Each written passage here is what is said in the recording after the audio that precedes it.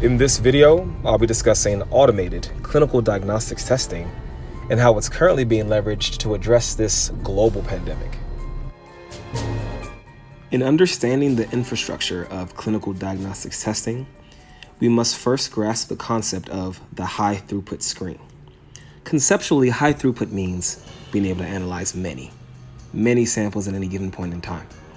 Typically, we do this in the lab in 96 well format, as well as 384 well format, and in some cases even 1536 well format, meaning 1,536 samples in one plate. So earlier I mentioned that clinical diagnostics testing infrastructure directly correlates with the high throughput screen. Now that we know what high throughput is, let's further investigate the screen.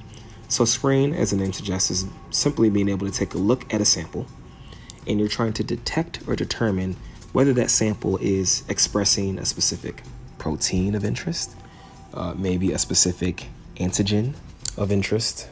Therein, the goal is to extract the analyte.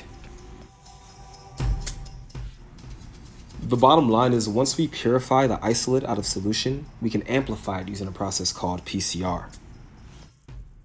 In PCR, or polymerase chain reaction, we're basically taking a bunch of ingredients and combining them with the target analyte in solution into a specific plate format, one of the ones that we discussed earlier in this video.